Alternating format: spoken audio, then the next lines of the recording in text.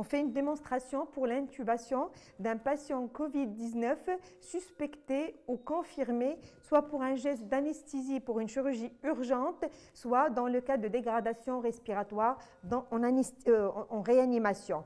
Pour cela, les deux opérateurs qui sont à la tête du patient sont habillés d'une façon comme on a déjà montré dans une autre vidéo comment on doit s'habiller pour les patients qu'on va traiter directement qui sont Covid-19. Alors, le patient, comme vous voyez, il a déjà un masque chirurgical et il est sous lunettes d'oxygène. On va enlever ça par préparation de notre respirateur.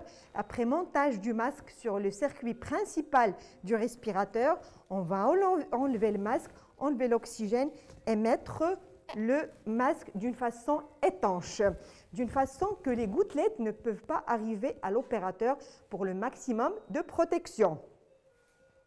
Après, on va faire l'induction. L'induction va se faire en séquence rapide. Il faut que le patient soit très bien curarisé et on va enlever notre masque qu'une fois le patient est en apnée, c'est-à-dire qu'il ne respire pas, qu'il y a le moindre risque qu'il tousse et qu'il respire pour qu'il y ait le moindre risque de projection des gouttelettes. Alors, on tient toujours le masque jusqu'à ce que le patient soit en apnée.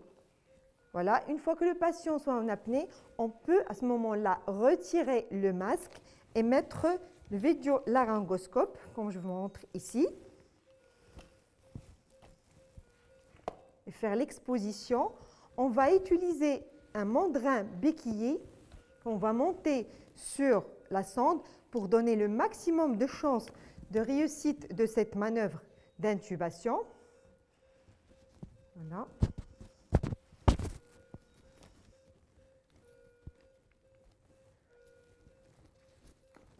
Intuber notre patient. On va fermer la sonde. On va enlever le vidéolaryngoscope, monter le filtre et clamper la sonde d'intubation. On va gonfler le ballonnet de la sonde.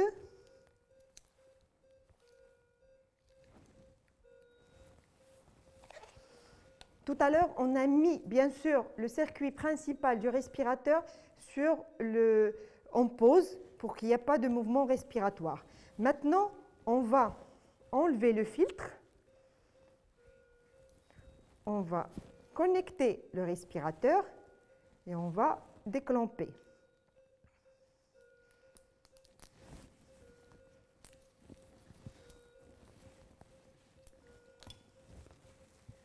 Pour s'assurer que le patient, bien sûr, est intubé, on va être dans les mêmes procédures habituelles. On voit qu'il y a une capnie, normalement 6 cycles de capnie, qui nous dit que le patient est intubé. On va procéder, bien sûr, à la fixation de notre sonde. Après, je vais enlever mes gants. Je vais faire la friction et je vais remettre des gants qui sont propres, pas forcément stériles, et je vais ausculter mon patient pour s'assurer, bien sûr, que l'intubation est symétrique et n'est pas sélective.